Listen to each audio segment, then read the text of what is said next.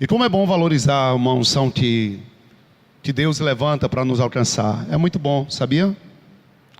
Às vezes, nós estamos diante de um poder imensurável operando e perdemos a noção do que está acontecendo e das pessoas que Deus levantou para nos alcançar.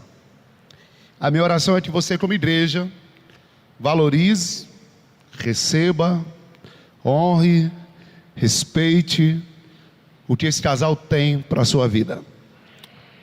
E nunca torne comum o que não é. Porque quando a gente torna comum o que não é, a gente para de receber. Amém? Receba tudo que Deus colocou na vida desse casal. Eles são uma bênção. Vocês amam os pastores de vocês? Amém. Vamos abrir, eu estou aqui com 2 textos. Então, como está vindo aqui no meu coração 2 verdades, eu vou eu vou linkar essas coisas. Amém? Amém? Vamos para João capítulo 15. Evangelho de João, capítulo de número 15. Aleluia.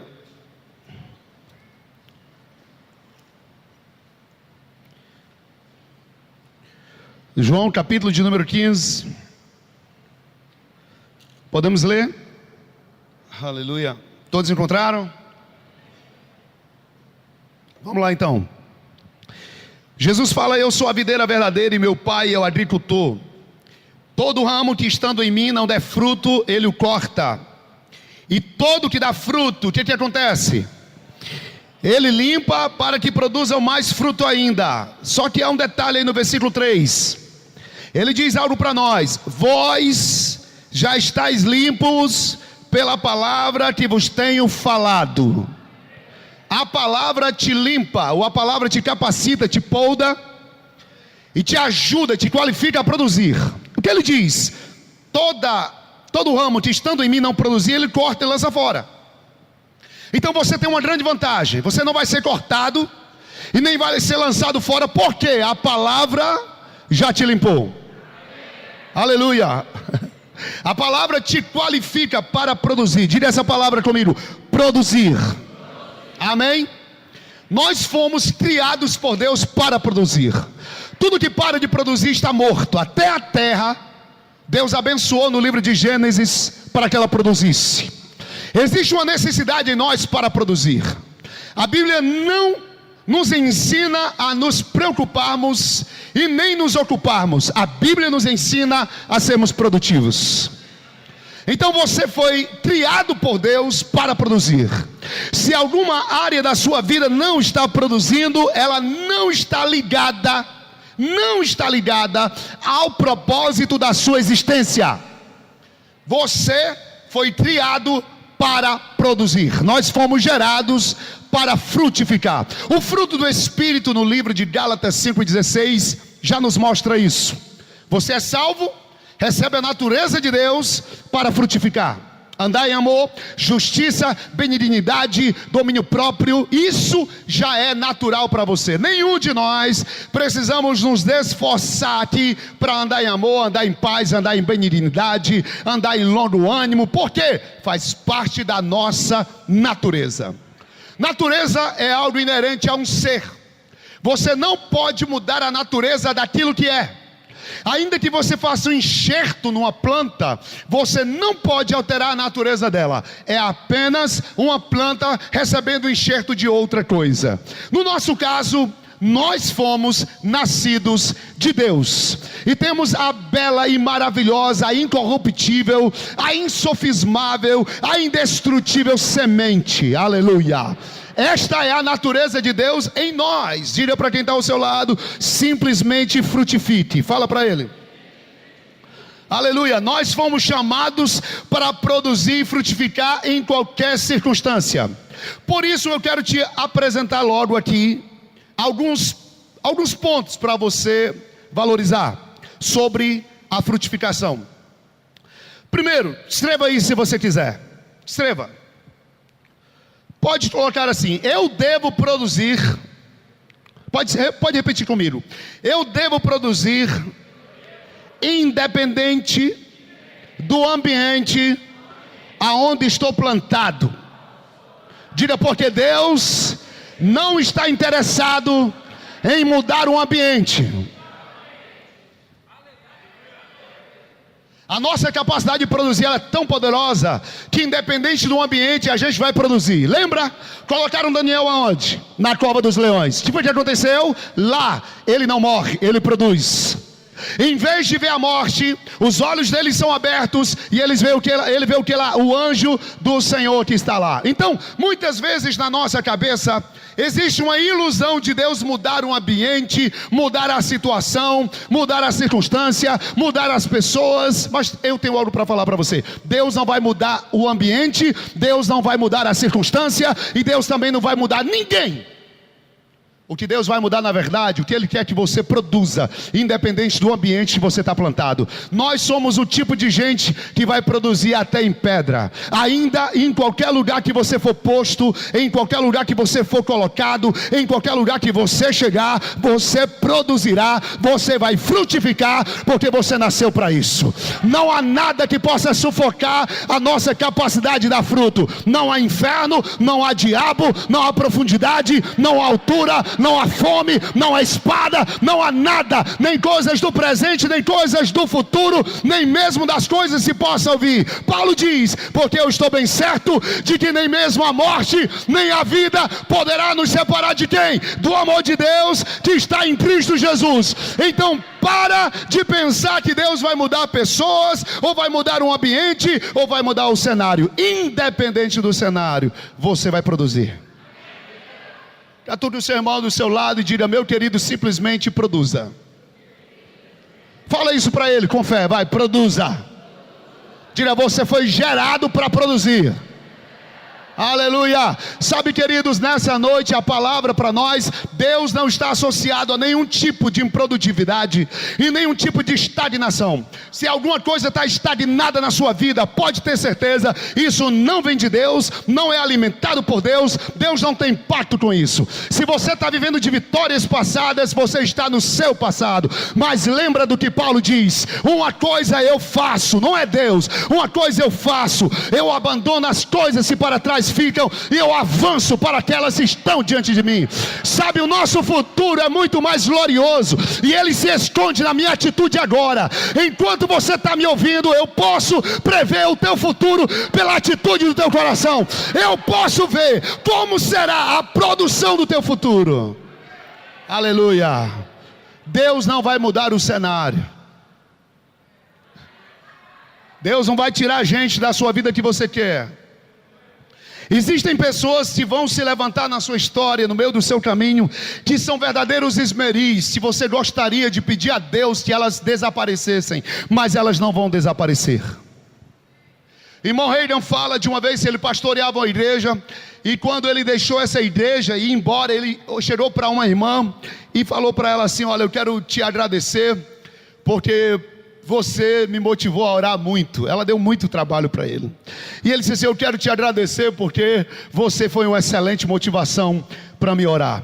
Então existem pessoas que vão se levantar, pessoas que vão te amar, pessoas que vão te suportar, pessoas que vão te provocar, pessoas que vão querer exercer domínio sobre sua vida, às vezes consciente, inconscientemente, elas vão provocar uma situação, certamente, que vão você vai querer pedir a morte muitas vezes. Lembra de Elias? O profeta do fogo, fez fogo descer do céu, mas uma mulher extremamente encapetada, ela era muito encapetada mesmo. Jezabel, ela era tão endemoniada que não era o diabo que entrava nela, não, era ela que entrava no diabo. Mas eu vou te falar uma coisa, no dia que ela falou que ia ameaçar Elias, desestabilizou Elias. Elias, um profeta poderoso, com experiência com Deus, pediu a morte. Ele pediu a morte, ele ficou embaixo de uma figueira pedindo a morte, ele estava depressivo, ele queria morrer. E eu sei que muitas vezes isso vai tentar bater sua porta. Você deve agarrar a palavra que você ouve aqui e entender que não existe terreno, não existe pedra, não existe nada em tempo ou fase ou estação que possa impedir a sua produtividade. No momento que você se alimenta da afronta, se alimenta da circunstância, se alimenta do que o jornal fala, se alimenta do que as notícias que estão ao seu redor se levantam, então você para de produzir. Mas a Bíblia nos compara, sabe o que é o cedro do Líbano? Sabe o que é o cedro do Líbano? O cedro do Líbano é plantado nos lugares mais altos, e quando chegam aos vendavais, os vendavais chegam a inclinar o cedro do Líbano, mas não quebra o cedro do Líbano. Isso é um poder de, além de frutificar, ser resiliente. Nós temos essa natureza. Vão tentar inclinar você para uma direção, inclinar você para outra, roubar os teus frutos, os teus sonhos, mas tem um negócio: se algo se levanta hoje para inibir o teu crescimento, o teu fruto ou a tua frutificação vai vir muito mais carregada do que você imaginou, querido. Não há jeito para nós. Sabe, então para de bestagem, de bobagem, pare de se alimentar da afronta de pessoas, e pare de achar que você é o único condenado do universo, o sofredor do mundo. Então você tem que sair dessa, meu querido. Sabe por quê? Porque você não tem tempo para ficar sentado na coxia da vida, com a boca escancarada, cheia de dente, olhando para o que passou, contando a vitória de outros e a história de outros. Então levanta e frutifica. Chegou a hora, e os seus frutos serão benditos, maravilhosos, poderosos, viçosos, grandiosos. Olha para o seu querido irmão e diga: ei, de qualquer jeito você está sendo provocado a frutificar. Você já viu que cenário é um negócio interessante? Pensa comigo. Cenário, quem manda na cena? Não é o diretor? Se o diretor, ele vai determinar o que ele quer no roteiro. Ele não depende do cenário. Quando a gente entende que eu não preciso que nada mude ao meu redor para me frutificar, e que necessariamente nós fomos criados para frutificar, independente do clima ou da situação, o que acontece? A gente determina como vai ser a cena. Está me entendendo? Quem é o diretor da minha cena sou eu. O cenário não importa para o diretor. Quem manda é o diretor. Vamos pensar por um momento que você é o diretor e você é o protagonista da sua história. Você está vendo você mesmo atuando. Se você está sendo comandado por outro roteiro, certamente alguém está mexendo no seu roteiro que não é você. Mas quando a gente pega este roteiro aqui e a gente começa a governar as nossas atitudes, independente do cenário, a gente não vai encontrar mais culpados nessa vida. A gente simplesmente vai frutificar. Eu sou adepto de olhar para pessoas que ganham em qualquer circunstância. Eles estão sempre ganhando em qualquer lugar, tirando saldo, ponto positivo, colhendo, olhando para o melhor lado. Gente que apesar da dor faz canção. Gente que apesar de 10 desvantagens cria 10 vantagens. Gente que apesar da tudo que lhe aconteceu, ele faz livros, ele faz história, ele cria ideias, ele cria soluções. Ele não morre com aquilo. Eu vou te dar um exemplo. Uma pessoa que eu fico impactado com a história dela, Joyce Meyer. Muitos de nós conhecemos. Joyce Meyer foi estuprada pelo pai mais de 200 vezes, que ela lembra. Ela foi terrivelmente estuprada, literalmente. Uma das últimas vezes, um policial encontrou o pai estuprando ela no banco de trás do carro. E quando o policial aborda, sabe o que o pai fala para ela? Falou para ele, para o policial: olha, ela é minha namorada, você quer usar ela também? Ela tinha tudo para ser destruída, acabada, depressiva, uma serial killer de homens. Ela tinha tudo para ser uma derrotada. Mas hoje a voz dela é ouvida no mundo inteiro. Sabe, existem coisas que a gente lamenta, que na verdade não é nem o mínimo do ponto de sofrimento que pessoas realmente passaram. Eu estou falando sobre histórias devastadoras. Eu não estou falando de unha encravada. Eu não estou falando de um empreguinho que a gente perde aqui. Eu estou falando de situações que a gente quer morrer. De situações que a gente quer colocar uma corda e acabar com a vida. Sabe o que ela fez? Ela percebeu que ela poderia frutificar. Sabe, meu querido, nós estamos com todas as vantagens necessárias para ter a melhor colheita da nossa vida. Aleluia. Então não é o ambiente, Ela teve que conviver com o pai dela até mesmo antes do pai dela morrer. O pai estava no ambiente, mas ela não era a mesma do ambiente.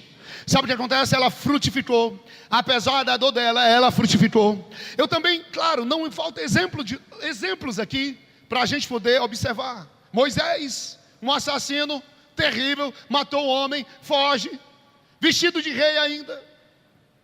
Uma desgraça. Passou 40 anos no Egito achando que era alguém, mais 40 anos no deserto aprendendo que não era ninguém, e mais 40 anos vendo o que Deus faz com o ninguém. Aí ele volta para o lugar da vergonha dele e vai frutificar lá no Egito. Chegou no Egito com um jumento e uma vara para falar com o faraó e para dizer para o faraó: deixa o meu povo ir. Sabe o que Deus estava mostrando para Moisés? Que Deus não contabiliza quantas vezes você ficou igual a uma sarça sem arder. Uma sarça é um espinheiro velho que não produz fruto de nada. Mas quando Deus chamou Moisés lá no deserto e aparece para ele no meio do espinheiro pegando fogo, Deus estava dizendo: está vendo, Moisés, o que eu faço com a sarça que não produz? Sabe de uma coisa, querido? Nós não estamos aqui para contar o que foi, mas simplesmente para ampliar a nossa produção.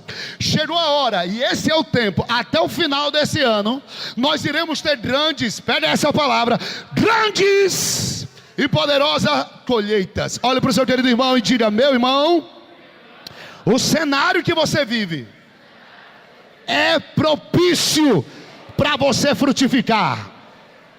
Aleluia!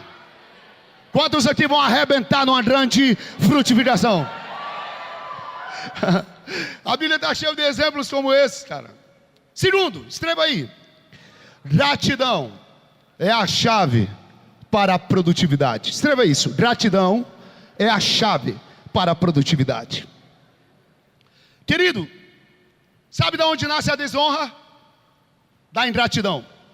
Todo ingrato vai desonrar.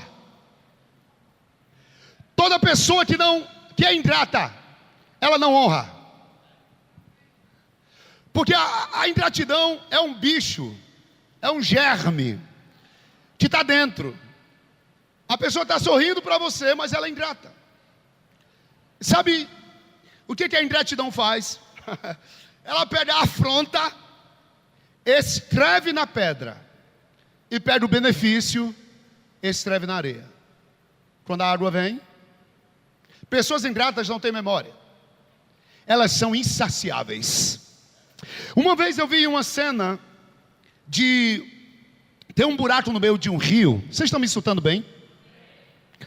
Tem um buraco no meio de um rio. Esse buraco é terrível. Tudo que passa por este rio ele engole. Tudo, parede, lata velha, lixo. É insaciável. No dia que eu vi aquele negócio no meio do rio comendo tudo, na mesma hora que eu estava vendo aquele negócio, Deus falou comigo: o coração de pessoas ingratas é igual a este rio, faminto e insaciável. Nada sacia o ingrato. Ele está sempre insatisfeito, por isso ele não produz. Ele não reconhece que ele está vivo, que ele respira, que ele anda.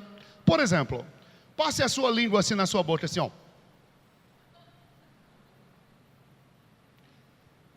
Tem algum câncer aí? Então por que você está com essa boca fechada aí sem dar glória a Deus aí? Vai.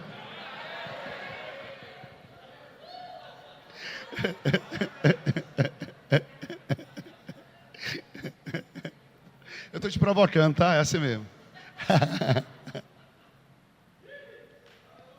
Gratidão, cara, tu anda. Tu sabe o sonho de um paralítico, cara? Andar. Tu respira, você vê. Você tem mão, gente. Você acorda, você tem vida, você come. Você tem gente que abriu a porta para você passar. Pessoas se acreditou em você. Pessoas se te alimentaram e falaram: cara, eu acredito em você. Meu amigo, fica grato. Sabe qual é a maior gratidão de uma pessoa que hoje tem uma cama, um quarto para dormir? Acordar e pensar assim: cara, eu tenho um lugar para dormir. Eu me alimentei. Deus habita em mim, cara. Pessoas gratas são felizes. elas são sempre olhando para aquilo que tem, fazendo festa com o que tem, celebrando o que tem. Aleluia! Elas estão vivendo o melhor da vida. Pessoas gratas produzem. Contrate só gente grata. E só case com gente grata. E só chame para o ministério gente grata. O ingrato, ele desonra. Judas era ingrato. Ele estava com a mesma unção, o mesmo milagre, o mesmo poder, o mesmo ambiente, a mesma glória. Mas o coração dele era insatisfeito. Era ingrato. Ele não celebrava o que tinha. Ele não celebrava o que havia conquistado. Ele não desfrutava daquilo que ele estava recebendo. Por isso era improdutivo. Ele não produziu. Eu tenho uma história muito importante na minha vida. Eu tenho um irmão mais velho, Lázaro, meu irmão mais velho. Nós fomos morar juntos no Amazonas em 93. Eu sou cearense, hoje pastoreio a igreja no Amazonas. E em 93 nós fomos morar juntos. E eu tive muitas experiências boas com Deus e com meu irmão. Aleluia. E os irmãos a gente ensina muito, amém? Amém? Quem está pegando aqui? Aleluia. Segura isso. Meu irmão, ele... aquela coisa de irmão, né? Quer mandar a mesa do mais novo. E o mais novo não quer se submeter, muitas vezes, ao irmão mais velho. Não é isso? Acontece também isso na igreja. Tu sabe se a pessoa está pronta ou não para o ministério, é quando ela é advertida, ou alguém que ele acha que é o irmãozinho, chega e dá um toque e você não quer ouvir. Ah, aquele negócio mexe com a gente. E aí, meu irmão morando comigo e tal, dando aqueles comandos, né? A casa era dele, solteiro ele, solteiro eu. E foi o que aconteceu, um dia a gente estava debaixo de pressão, um bom tempo que a gente não comia um bom pedaço de carne, um bom suco, essas coisas que na época missionário passava.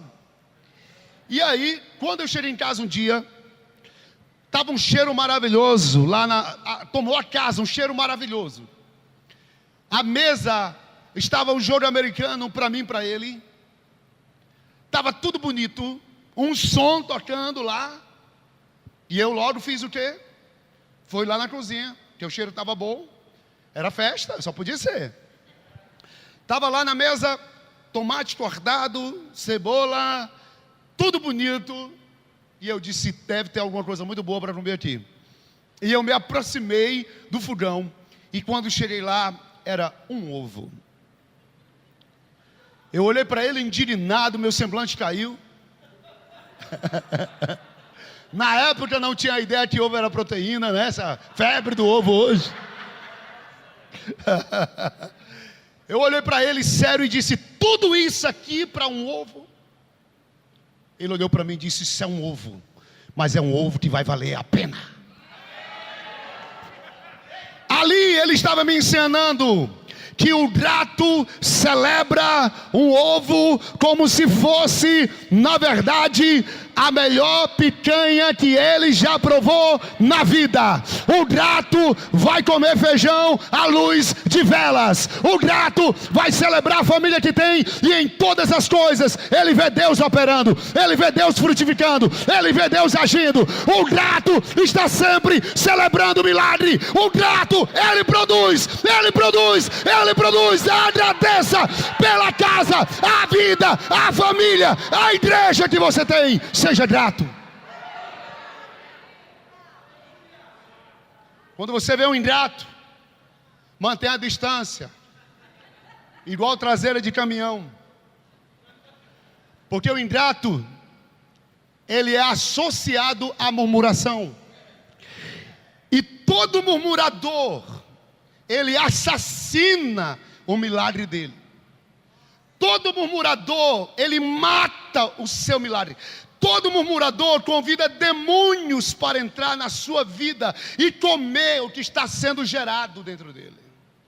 A murmuração é se focar no que não tem, Essas pessoas, elas não olham para o melhor lado. Isso não significa ser positivo. Isso significa ser bíblico. Vem cá, os gigantes tomaram a terra. Deus mandou Josué e Caleb lá. O povo diz, a gente vai morrer. Josué e Caleb chegam e falam, nada. Eles são para nós como um pedaço de pão. Quando todo mundo via gigante, Josué e Caleb via sanduíche. Eles tinham a capacidade de diminuir a dor, diminuir a pressão. Eles tinham a capacidade de subjugar a afronta e olhar para aquilo e desdenhar. Está pegando aí? Da mesma forma que Jesus disseram para ele, a menina está morta. Ele disse, não, ela dorme. Ele disse, para mim, a morte dela é um sono. Para Josué e Caleb, gigantes eram um pedaço de pão. Não é que você vai negar a circunstância, mas você vai olhar para aquilo que parecia ser alguma coisa e não é nada. Você vai subjugar a situação que realmente é nada, e vai olhar para o que Paulo diz, graças a Deus, que em Cristo, nós, pega isso, querido, nós somos conduzidos em triunfo. Nós vamos ser levados ao triunfo. Quem? Nós vamos ser levados ao triunfo. Olha para ele ao seu lado, olha para essa pessoa poderosa, dê um sorriso para ela e diga, meu querido, você está sendo levado, tangido, conduzido, guiado ao triunfo, ao triunfo, ao triunfo, ao triunfo. Sabe, não haverá mais espaço aqui nessa igreja. Sabe por quê? Porque você vai frutificar até em pedra. Você vai dar o seu fruto em todo lugar que você chegar. A vida de Deus, a gratidão vai se manifestar de você. Sabe, querido, já estou finalizando. Para você produzir, diga quem está ao seu lado. Terceiro, fala para ele, terceiro. As coisas que te acontecem com você, elas não acontecem a você.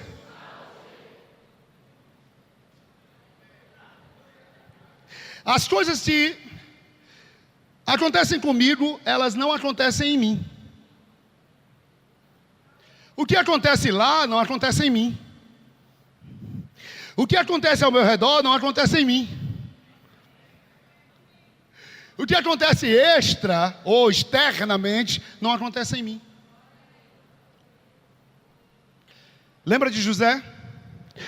Lançaram José num buraco, seus próprios irmãos.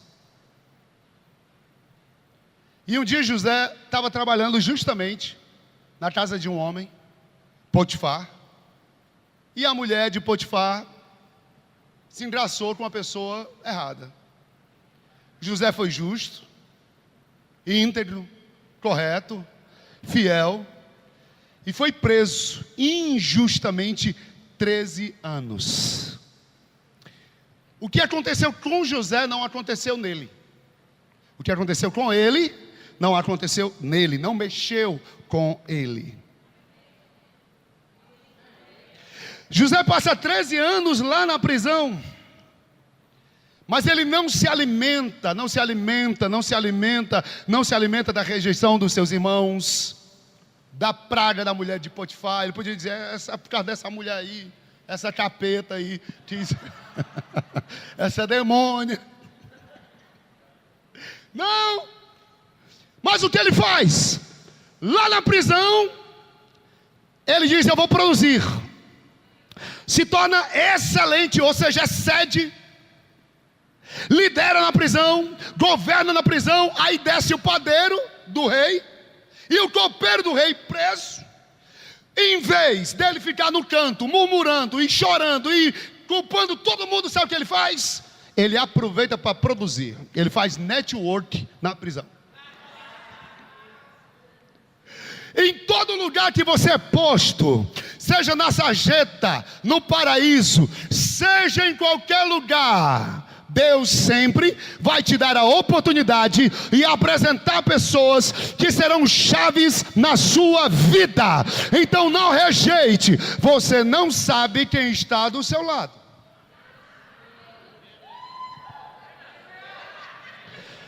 Talvez ninguém soubesse que dentro do pequeno Paulo estava um quarto do Novo Testamento. Dentro dele estava Romanos, Gálatas, Coríntios, Filipenses, Filemão e aí vai. Você não sabe quem está do seu lado. Então não despreze quem você vê. Saiba e lembre que Deus chama as coisas que não são para confundir as que acham que são, para que ninguém se glorie diante de Deus.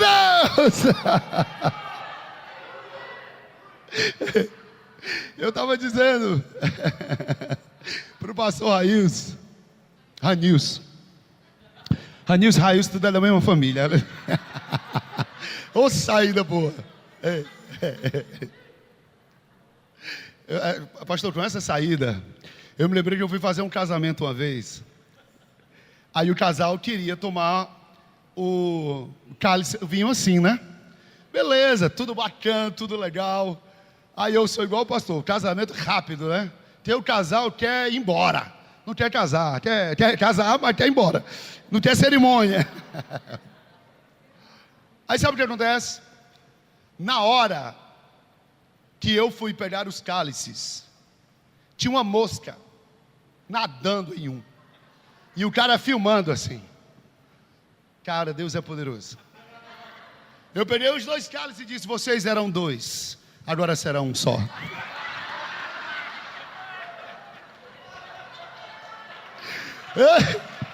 Tem de frutificar, meu amigo.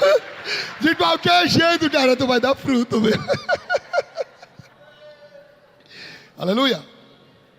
Mas o pastor, aleluia, quando ele trabalhava no ministério, eu disse para ele: você era uma das pessoas mais improváveis, não desprezando a capacidade dele, escute, porque ele tirava fotografia, lidava no ministério 100%. Eu nunca tinha ouvido da boca dele, porque a gente conversava sempre: cara, eu tenho um sonho de ministério, eu tenho um sonho de pregar. Eu nunca na minha vida, quando eu soube que ele estaria aqui, nesse lugar, pastoreando essa igreja, e que eu vi a fotografia dessa igreja aqui, eu me surpreendi. Porque eu não estava desprezando, mas eu estava vendo nele, sabe o que? Aí tu vai pegar isso. Deus é especialista em surpresas. Você está pronto para Deus abrir a cortina para você? Está pronto para isso? Tá ou não está? Ou você vai ficar como aquela mulher que sonha engravidar, e aí ela engravida, e ela começa a perceber que o corpo dela muda, e aí ela começa a ficar cheia de alegria, falando: estou grávida.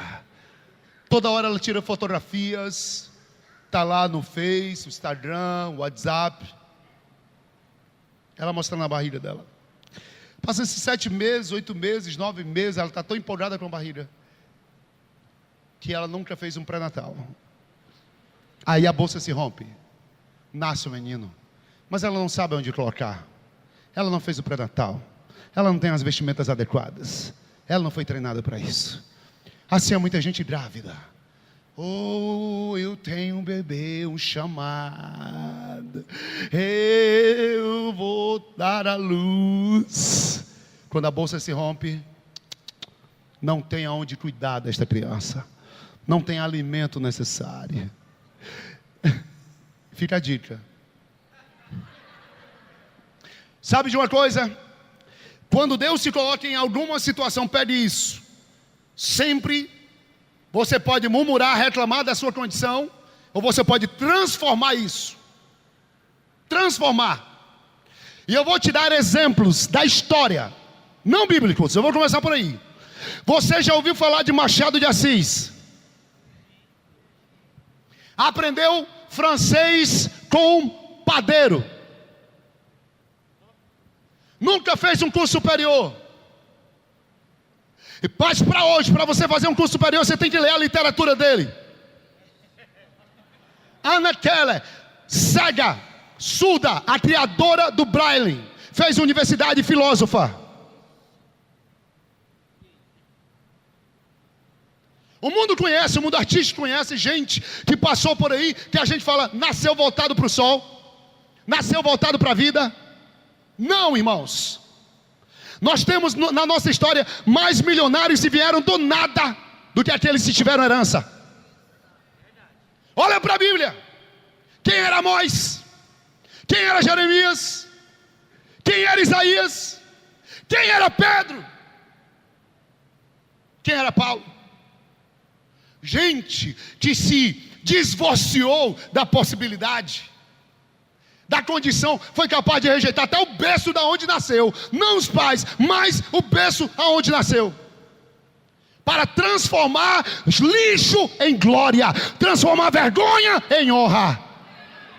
A gente está com tudo para olhar para a vida e falar, essa é a minha hora. Eu vou me desprender de tudo que estava me amarrando. Eu vou largar, porque amaldiçoado tu não é mais. Tu é bendito, tu é abençoado com toda sorte de bênçãos espirituais nas regiões celestiais. Tem o maior, tem a unção. O que a gente vai fazer? Modificar. E eu vou finalizar agora dizendo isso.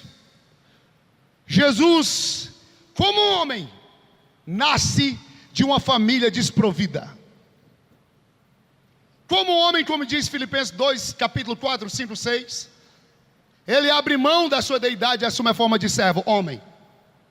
Nasceu num gueto chamado Nazaré, filho de um carpinteiro e de uma mulher comum, que não tinha uma profissão. Ele nasce, tem que crescer na graça, tem que crescer no conhecimento. Ele aprende pelo que sofreu. Aí ele vai crescendo. Foi tentado. No livro de Lucas 4. Começa o seu ministério poderoso. Mas ele aprova. Se tu olhar, eu falei isso na aula e vou lembrar aqui. Se tu ler Mateus capítulo 1, você verá a árvore genealógica de Jesus. Está lá na árvore dele. Gente boa. Mas tem muita gente que não prestava na árvore dele. Jeroboão, misericórdia, o rei pavoroso, filho de Salomão. Jeroboão disse, o dedo mínimo, meu dedo mínimo é maior do que o polegar do meu pai. Oprimiu o povo. Está lá a raiz de Davi. A Bíblia não nega do que Davi fez. O lado de Davi foi comprometido, e a Bíblia mostra isso. Está lá na árvore genealógica dele uma mulher chamada Raabe. E entrou nos heróis da fé. Só Deus para pegar uma pessoa dessa e botar nos heróis da fé, não é? Porque a gente não bota não. Agora Deus.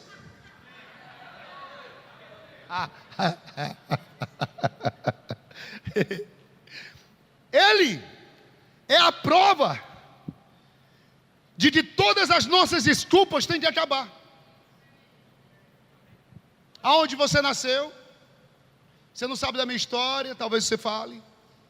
Muitos aqui não nasceram em famílias com nome. Muitos aqui talvez não sabem nem quem é o pai, nem quem é a mãe. Muitos aqui não foram desejados. Meu bebezinho, nasce.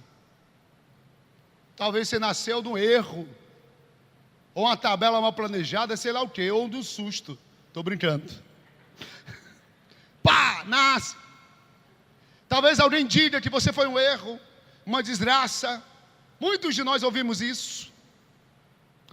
Nós temos aí um exemplo dele, de onde ele nasce, de onde ele vem. Geneticamente, talvez na tua árvore genealógica tenha tido gente boa, mas ao menos, eu não sei, se seu pai o que ele era, o que seu avô era, o que eles falaram, o que disseram. Jesus acaba com essas três teorias que nós conhecemos hoje. O homem é produto do meio, o homem geneticamente traz o que o pai e a mãe era, E nós temos essas teorias, mas em Cristo existe um valor acima de todos eles. 2 Coríntios 5,17, repita comigo isso com força. Quem está em Cristo, fala isso com toda a tua ousadia. Quem está em Cristo é uma nova criação. Diga, é uma nova raça. Diga, é uma nova criatura. As coisas velhas ficaram para trás, eis que tudo se fez novo, novo, novo, novo, novo, novo. Toda vergonha. Você foi recriado da miséria para produzir.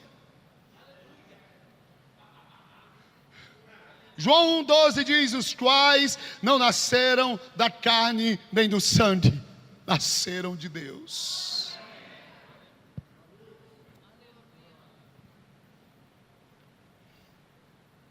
Nasceram de uma espécie extra comum. Eu tive a oportunidade, vou finalizar agora, de conhecer um homem de Deus chamado Pastor Cris. Fiquei impactado com a vida dele. Pastor Cris, um homem muito poderoso. E ele disse algo que arrebentou com a minha vida. Sabe o que ele falou? Ele tem tanta consciência que está em Cristo, mas tanta,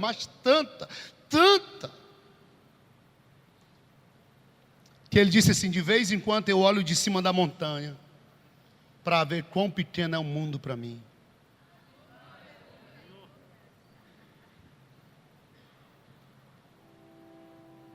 Percebe a diferença? Percebeu isso? Olha o lugar elevado.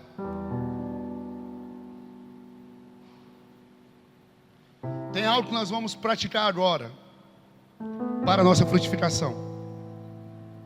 E eu quero que você me escute direitinho. É uma prática, nós vamos praticar isso agora. E se você agarrar o que eu te ensino agora, todos nós, se estamos nesse lugar, vamos ser encharcados, escute isso, da unção e da presença de Deus. Quando eu estive lá na África, eu vi milagres assim, ó. Eu disse: por que os milagres aqui são mais fáceis? Parece que o céu na África é mais poderoso do que o céu no Brasil. Aí Deus disse: não. A questão lá é que quando você vai para lá, todo o seu ser está consciente. Seu espírito, sua alma, todo o seu ser está mergulhado no ambiente. Sabe o que falta num ambiente desse para Deus fazer coisas que a gente nunca imaginou num culto como esse? Absoluta consciência total do que está nesse lugar. Davi diz: porque diante de mim está o meu Senhor. Escute. Uma mulher de Deus chamada Maria F. Ether, ela praticava uma oração chamada a oração contemplativa. Nessa oração você não pede, você só olha para o Senhor e não fala nada. Experimente todo dia deitar e ficar 10 minutos imóvel na sua cama, deixando da ponta do seu cabelo a ponta dos seus pés consciente da presença de Deus. Sabe por que quando um depressivo entra no lugar, todo mundo sabe que ele está depressivo? Porque ele está consciente da depressão. Até as plantas recebem. Quando a gente fica consciente da presença de Deus, milagres é o nosso ambiente. Nós vamos ficar tão conscientes aqui da presença de Deus, nós não vamos nos mover nada. Ninguém vai falar aleluia, ninguém vai falar glória a Deus, nem orar em línguas. Sério, pastor, sério. Se bater e esquecer quem está ao teu lado, você vai ficar quieto.